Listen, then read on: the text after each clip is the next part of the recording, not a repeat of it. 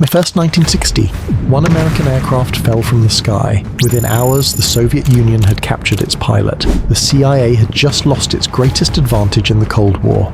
Overnight, America became almost blind. It could no longer see what its greatest enemy was building. The next aircraft couldn't just fly higher. It couldn't just fly faster. It had to survive where every aircraft before it had failed. Most engineers believed that was impossible. 5 years later, America secretly built an aircraft that enemy missiles couldn't catch. This is the unbelievable true story of the aircraft that rewrote the rules of aerial warfare. The U-2 was gone and America had lost its eyes. Now the CIA needed something the world had never seen. If America's highest flying aircraft could be shot down, what could possibly replace it? Building another spy plane wouldn't solve the problem. The Soviet Union had already proven it could adapt. Any replacement would eventually face the same fate. The CIA needed something different, not a better aircraft, an impossible one. It had to fly farther than any reconnaissance aircraft before it, higher than Soviet interceptors could reach, and fast enough to cross an entire country before enemy defenses could react. It also had to carry cameras capable of photographing objects smaller than a car from nearly 16 miles above the Earth. No aircraft had ever attempted all of those things at the same time. Inside Lockheed, the project landed on the desk of one man, Clarence Kelly Johnson. By then, Kelly Johnson had already earned a reputation for solving problems other engineers refused to touch. He didn't lead a giant corporation. He led a small secret team working inside an isolated corner of Lockheed. Officially, they were called the Advanced Development Projects Division. Everyone else called them Skunk Works. Their philosophy was simple: small teams, absolute secrecy, and impossible deadlines. Kelly Johnson listened carefully as the CIA described what they wanted: an aircraft enemy fighters couldn't catch, an aircraft missiles couldn't reach, and an aircraft that could enter the most heavily defended airspace on Earth and return safely. Most engineers would have started by lowering expectations. Kelly Johnson did the opposite. He made them even bigger. His proposal shocked almost everyone in the room. Instead of flying a little faster than the U-2, his aircraft would fly more than 3 times the speed of sound, not for a few seconds, but for hours, at an altitude where the sky itself began to turn black. It sounded less like an airplane and more like science fiction. There was only one problem: physics. At those speeds, air becomes the enemy. The faster an aircraft flies, the harder air molecules slam into its surface. At Mach 3, that friction becomes brutal. The nose would become hot enough to glow. The cockpit windows would heat to temperatures that could burn skin through a glove. Normal aircraft were built from aluminum, but aluminum would begin losing its strength long before reaching those temperatures. If Kelly Johnson built this aircraft the way every other aircraft had been built, it would literally tear itself apart. The faster it flew, the closer it came to destroying itself. Most people saw that as the end of the project. Kelly Johnson saw it as the beginning. Because if aluminum couldn't survive, he would build the aircraft from something else: titanium. It was lighter than steel, stronger than aluminum, and capable of surviving temperatures that would destroy ordinary aircraft. It was the perfect solution, until they discovered one unbelievable problem. America barely had any. The largest supply of titanium belonged to the Soviet Union, the very country this aircraft was being built to spy on. It was one of the greatest ironies of the Cold War.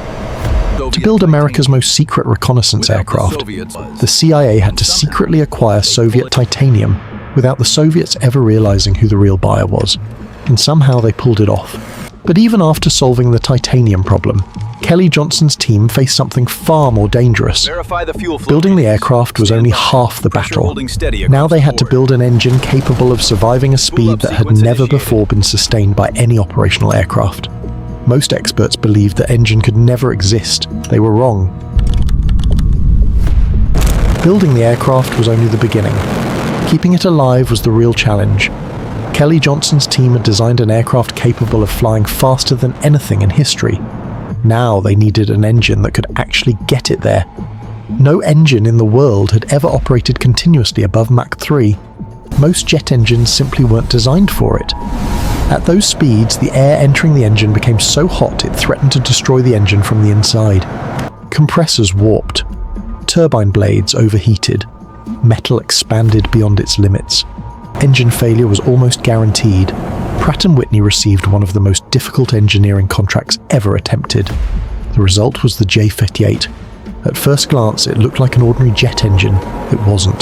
The faster the aircraft flew, the more the engine transformed. Below Mach 2, it behaved like a conventional turbojet, but beyond that, something extraordinary happened. Special bypass tubes redirected huge amounts of incoming air around the engine's core. Instead of forcing every molecule of air through the turbines, the aircraft allowed much of it to bypass them completely. The result was something no operational aircraft had achieved before. At cruising speed, most of the engine's thrust was no longer coming from the engine itself. It was coming from the aircraft's enormous air intakes. The faster it flew, the more efficient those intakes became. The aircraft was almost becoming its own ramjet. It was an engineering trick that sounded impossible, but it worked. The Blackbird wasn't just powered by its engines, it was powered by speed itself. There was another problem: fuel. At Mach 3, ordinary aviation fuel would ignite far too easily.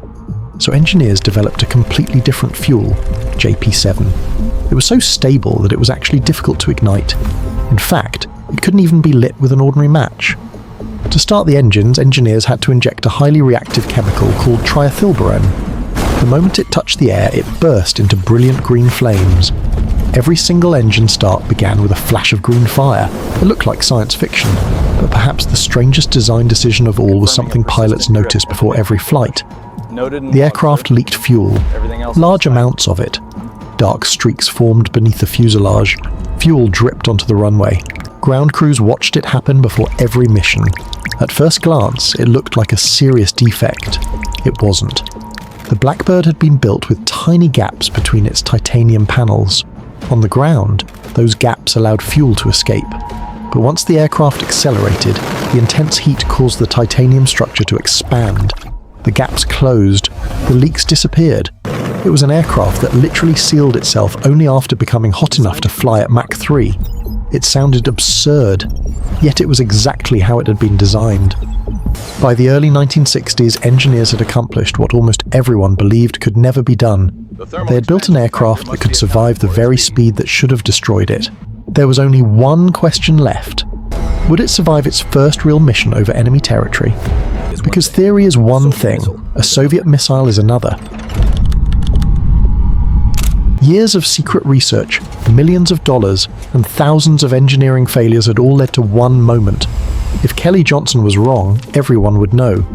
The world's most advanced aircraft was finally ready to leave the ground. Long before sunrise, a handful of engineers gathered quietly at Groom Lake, today better known as Area 51. There were no television cameras, no cheering crowds, and no official ceremony. Most Americans didn't even know the project existed. Standing on the runway was an aircraft unlike anything the world had ever seen. Long, pitch black, and with a razor-sharp nose stretched so far ahead, it looked more like a rocket than an airplane. This wasn't just another military aircraft. It was America's biggest gamble of the Cold War. The pilots slowly pushed the throttles forward. The aircraft began to roll, faster, faster. Then, almost effortlessly, the impossible machine lifted into the sky. For a few brief moments, everyone watching forgot to breathe.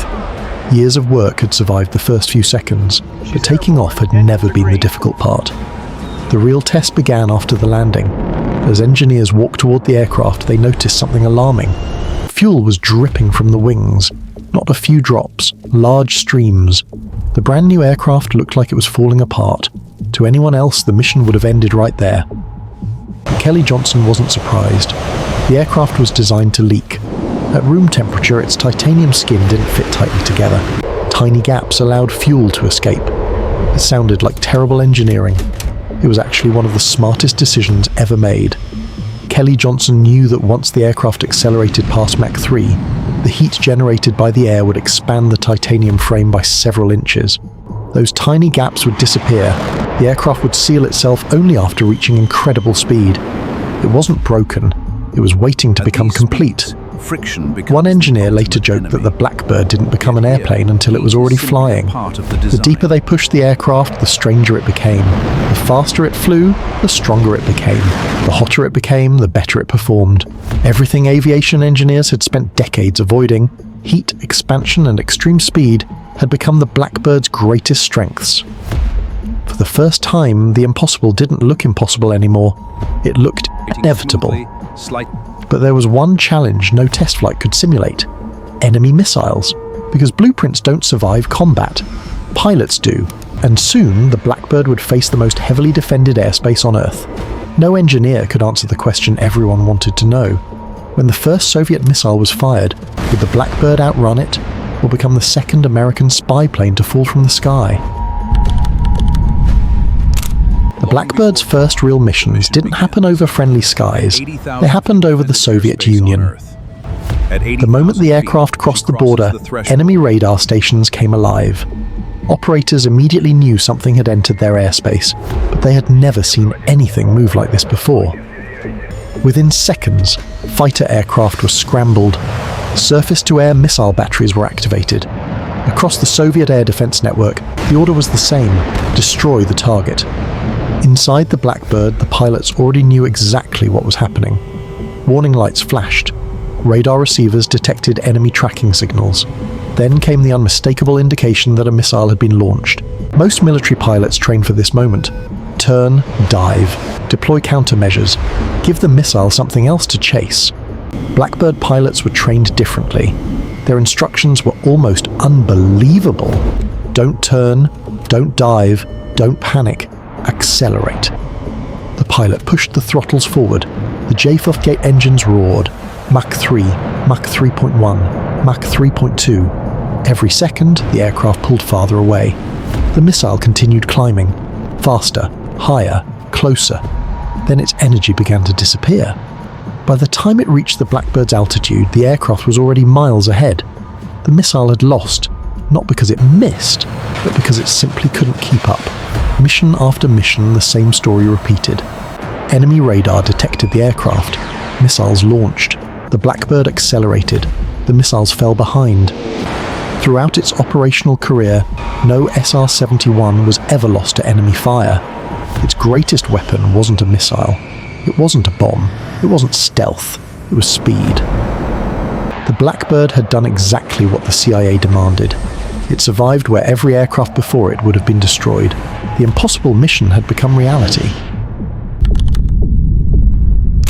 For more than 3 decades, the SR-71 Blackbird became America's ultimate reconnaissance aircraft. It photographed nuclear missile sites, tracked military movements, and gathered intelligence that helped shape some of the most dangerous decisions of the Cold War. Eventually, technology changed. Satellites became more capable, reconnaissance drones entered service. Operating the Blackbird became increasingly expensive. In 1998, its operational career officially ended. Not because another aircraft had finally surpassed it, but because the mission itself had changed. Even today, more than half a century after its first flight, the SR-71 still holds the official world speed record for an air-breathing manned aircraft. No operational successor has truly replaced what it could do. The Blackbird is remembered not simply for flying fast, but for turning an impossible idea into reality. One missile forced America to rethink everything. One engineer accepted a challenge everyone else believed was impossible, and one aircraft proved that sometimes the best way to survive isn't to fight, it's to become untouchable. History is filled with aircraft that changed warfare, but only one rewrote the rules simply by flying faster than anyone thought possible. If you enjoyed this story, there are many more unbelievable military secrets waiting to be uncovered. Until next time, thank you for watching.